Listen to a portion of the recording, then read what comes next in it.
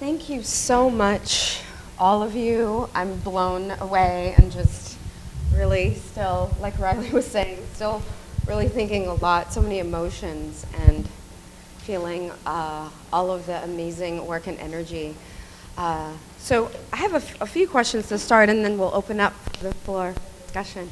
And I certainly want to give you all an opportunity to ask each other questions as well if something came up for you all in the work. So my first question, thinking about how all of you and all of us, I should include myself, that we work across these various genres and disciplines and between art and community work and writing and creating and performing. And if you could talk a little bit about speak a little bit about your role or how you see yourself in terms of boundary crossing, or what I'm calling boundary crossings, and how you manage that. And I think jumping off of what you were saying, Q, about how to take care of self in that process. So whoever wants to start us off. I'll jump in there. It's actually funny that you asked that, because I had this kind of early midlife crisis. It was right before I turned 30. And that crisis does exist. I went through it. And I felt like I had to have a master's degree. It's just like, I'm not a real academic if I don't have a master's degree. Not anything against, But for me, we all have our own path. That wasn't my path. But what I found from that was that I kept trying to pigeonhole myself in these little boxes. So Q, the academic, is here.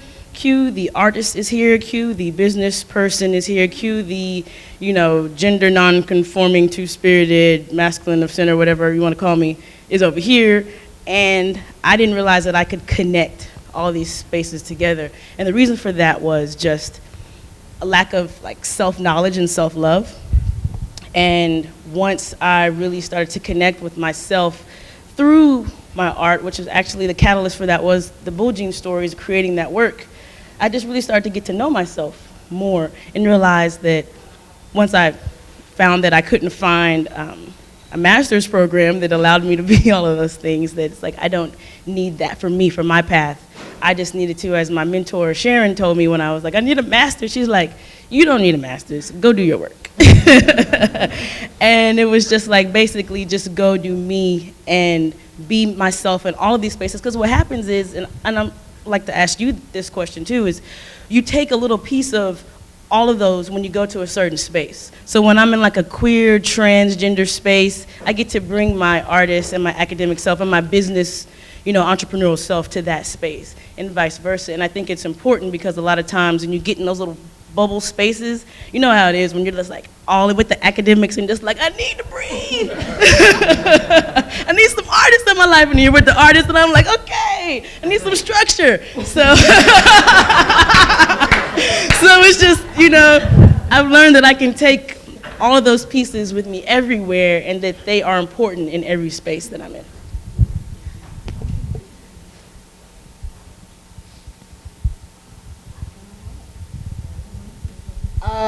I think I go back and forth. It's a duality.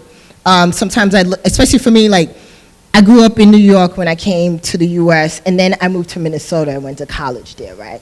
And I think it really helped get solidified of how I needed to bring all my identities across those boundaries when you're surrounded by so many Scandinavians and Norwegians, and you're this brown immigrant person who's queer and figuring out your sexuality and whatnot.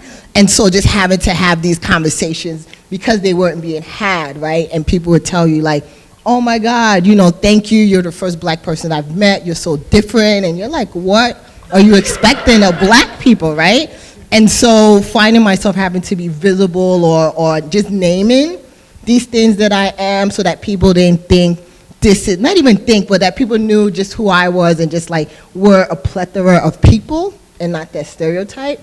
I found was a place that I did that, and I think that the more I've grown older, it's not always about naming it. I'll write it, and I found that it's about just being in the room, right? And that I bring those things. And so it may not explicitly be in the community of queerness or the work of queerness, but because I am those things and I bring them with me, it is, right? And so I don't always have to talk about it.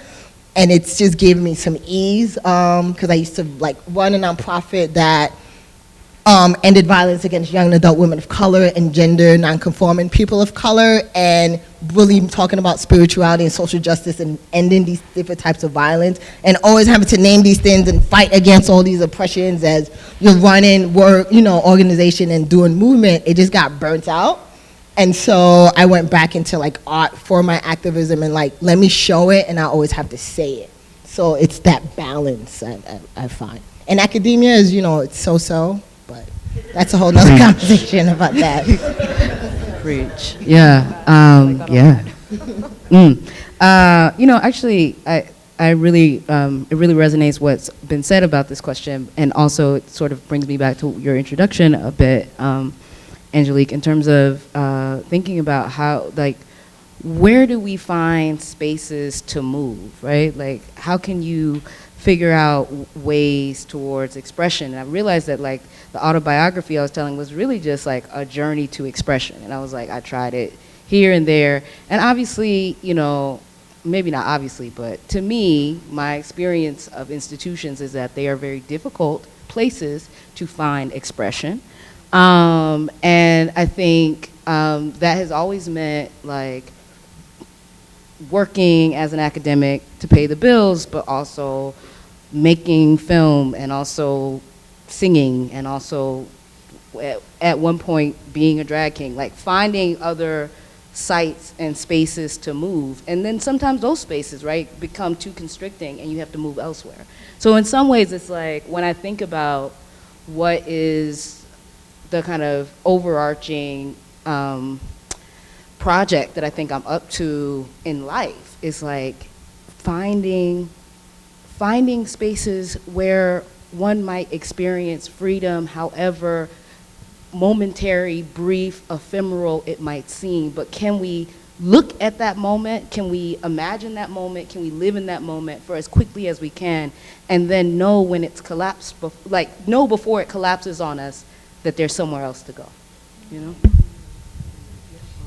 Thank you. Thank you so much for that.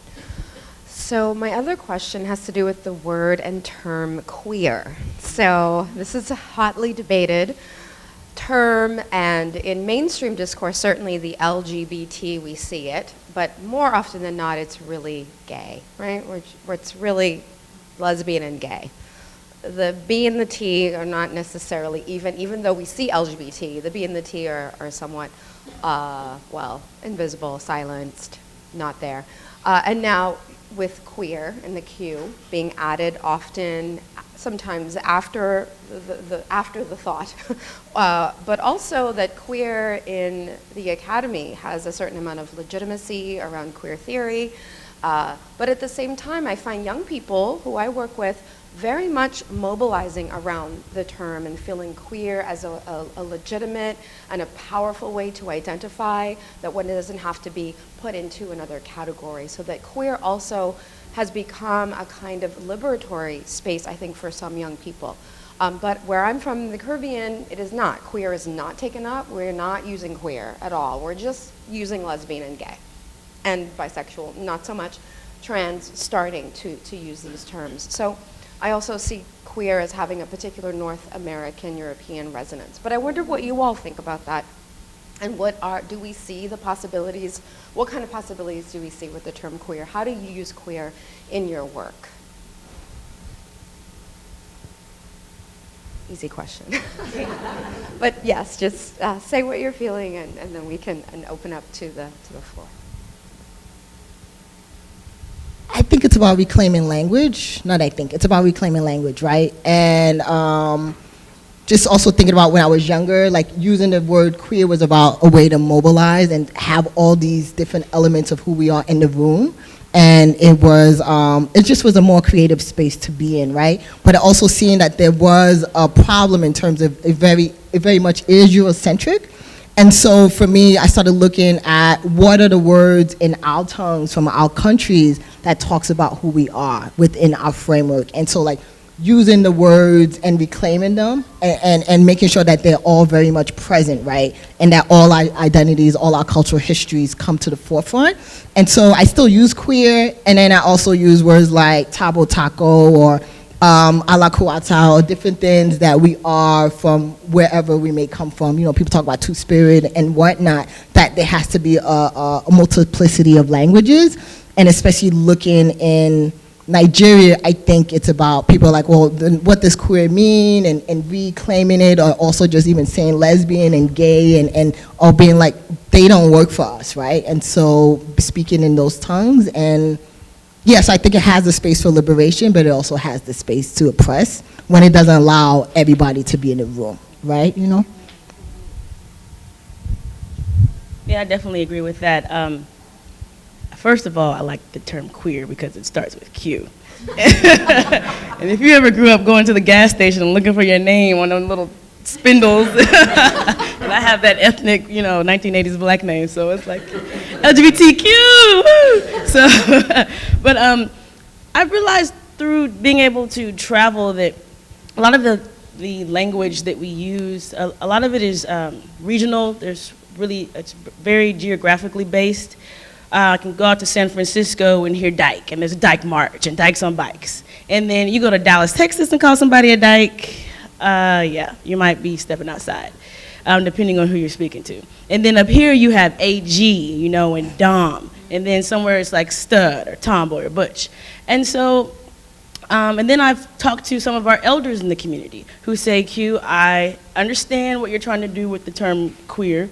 My network is called Q Rock because being queer rocks. And they're like, I understand what you're trying to do, but you have to understand that I had to flee violence with hearing that term hurled at me. I've lost loved ones who were demeaned with that term. And so also understanding like the struggle that our elders in our community have had with the term. And then I've had people say, well, what about N-word? And kind of throw that in there as far as, well, if you can reclaim queer, then I can reclaim the N-word.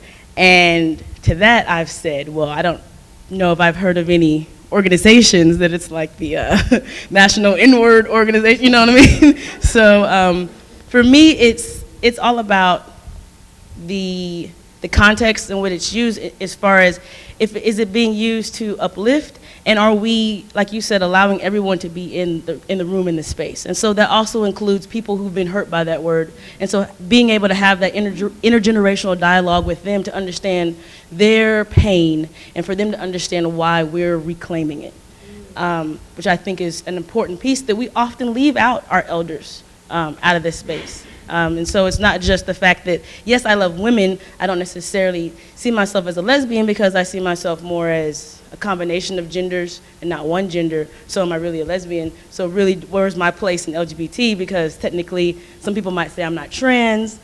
So I'm kind of like in this little gray area. So I like the fact that queer allows me to be in the space. Yeah, I mean, personally, I identified as bisexual, and people would never take me, like, they didn't believe me because they looked at me and they didn't think someone with my gender presentation would be bisexual.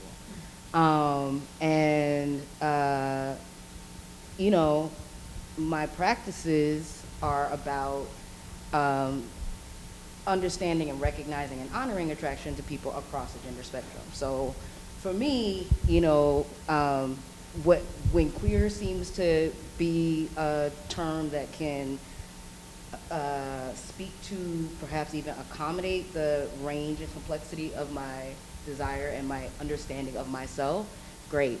There are also plenty of ways in which it does not work for others, and I strongly agree with what's been said about not privileging the term to the exclusion and detriment of people, right? I think professionally, and that I really caught into the part of the question that you asked about the legitimization of queer theory in the academy.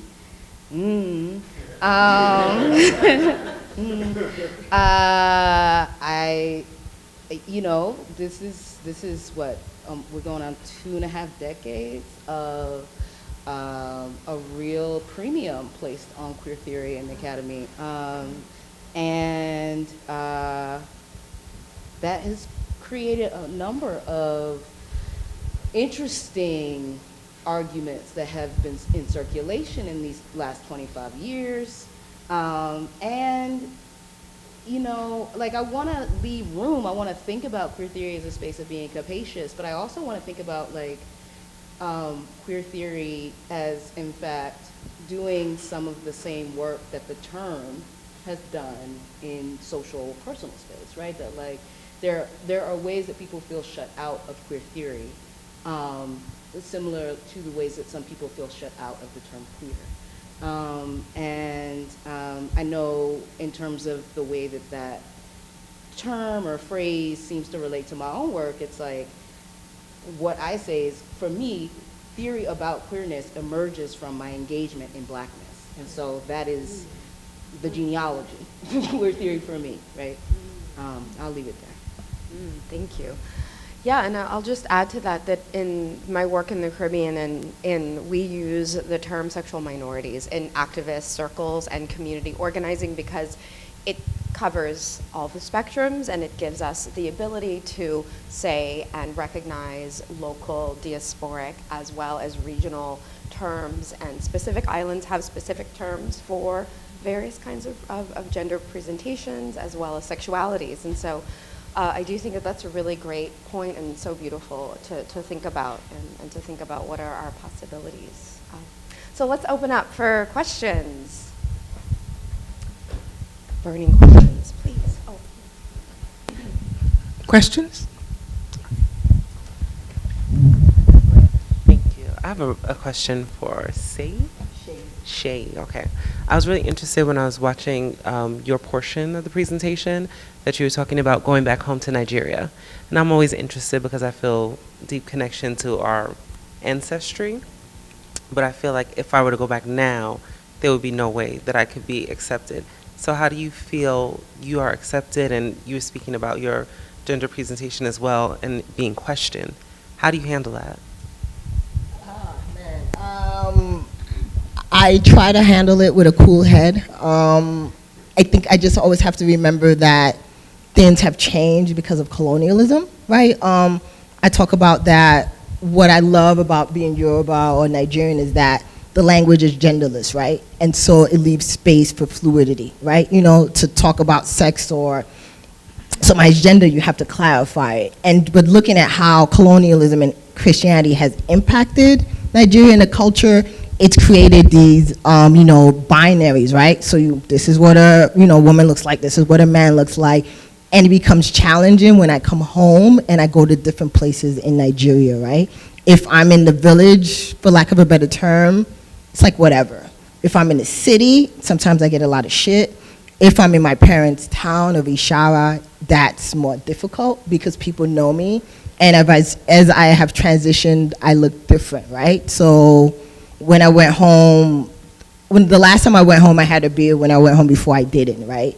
And so it's always a constant navigation, and I'm kind of struggling with my words because it depends where you go, right? Some people won't. They're like, whatever, you're doing whatever you are. If you pass, it's no big deal. Or they might ask the person next to you, so what is that person? Is there a man or is there a woman? It becomes challenging when you got like old people coming up to you in Yoruba being like, what are you, right? And so your response is like, what the fuck? But you can't, because I'm like, yes, this is home, but I don't live here all the time, right? And there's consequences for people who live there who are my family. So how do I act up? How am I silent? And when I speak, it's a choice of like knowing that it might be a fight in that moment, right? Because Nigerians, and this might sound like a stereotype, can be crazy. And, and I'm a Nigerian, and so it's like balancing it. And so it's always a constant moment to moment of how it's going to be, right? And it's challenging, and as I was putting this piece together, I just was getting tears of just thinking about when I get home, like who I need to be when I'm at home, right? Or having like conversations with people, like before the last time I went back, people like cut your beard so you can just be okay. Like you might be big, you might be butch looking, and they're kind of okay with that because you've been doing that, but now you got a beard and that makes you stand out. So just thinking about what the implications of either going home with a beard or not will mean for my safety. So it depends. I'm not sure if I'm answering your question all the way, but I think it just depends what spaces you go to and who you're with. Some people don't care. Other people, they're gonna be in your ass about it. And Nigerians like to touch from affection and sometimes from grabbing your ass, and so it's just a negotiation. Other questions? There was one in the back. Hi, this was great. Thank you. I don't have a question. I just wanted to say about the last question you asked about being like the word queer.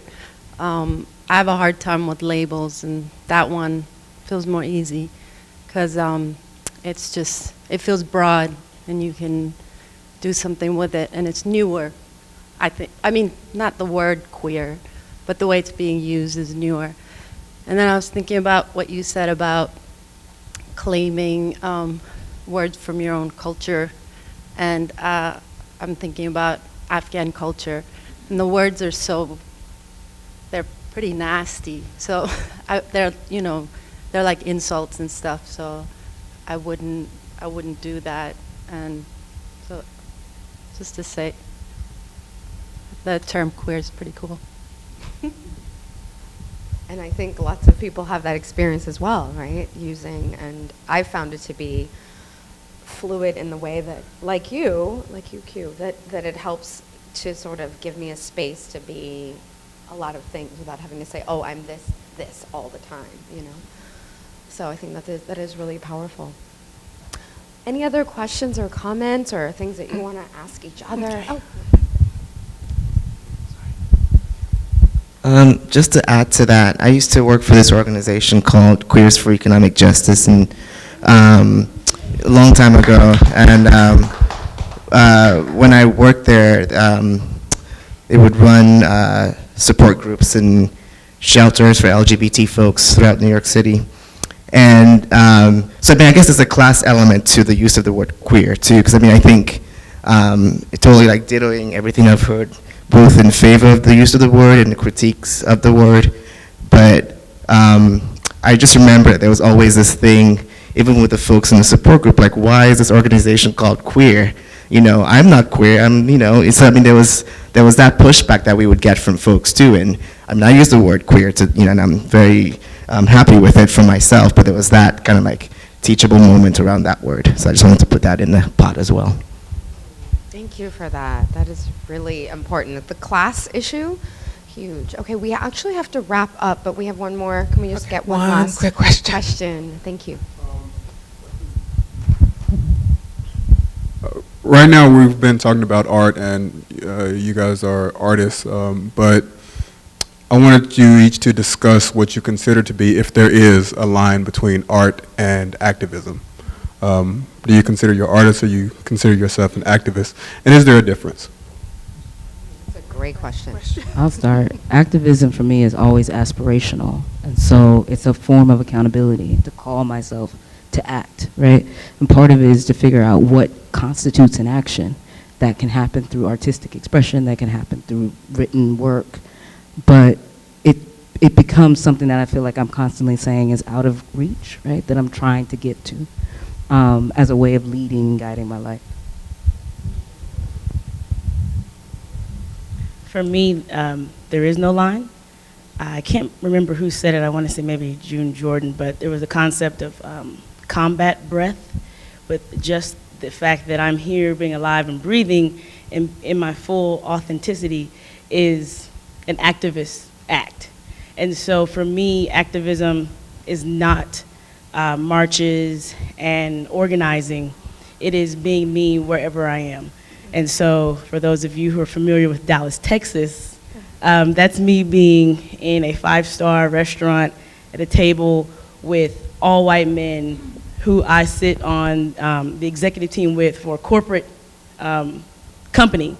And the entire restaurant, I'm like 2 people of color. And I'm in there with this table with me, my mohawk, my men's clothes, and just carrying on like I'm supposed to be there because I was supposed to be there. And so for me, that is an activist, is being an activist in that space. So for me, it's just helping others to see that they can be authentic and live authentic lives by just me showing up in my full self all the time and not being afraid and not allowing any kind of pushback from anyone, from my uncle telling me that I should dress more feminine when I go see my grandmother. To not allow any of that, to always be myself, because people have come up to me because I never know who is watching me. And I had someone hit me up on Facebook, and they said, I've been watching you for 2 years on Facebook, and you're so inspiring, and I want to do this and I want to do that. And I live in a city where there aren't many people that look like me or understand me. This person was a masculine of center woman, identified as a woman, but had facial hair and didn't cut it. And she said that, you inspired me to know that I'm okay and that I can be myself. And so for me, that being an activist is just me waking up every day and doing what I do. I guess for me, I think about it like art for activism is about like social good justice and just having a greater good in the world, right? And for me, like you're just an artist if you're just trying to make money and that's just pretty. Like I don't make art for art's sake. Mine is about how does it impact all of us and also allow me to get up during the day and just also create the world that I want to live in. So I look at those class dynamics, between things. Yeah, and I'll just add and close out by saying for me it's the same. My waking up every day sometimes feels like, as June Jordan says, my daily existence, my self-determination may very well cost you your life, right?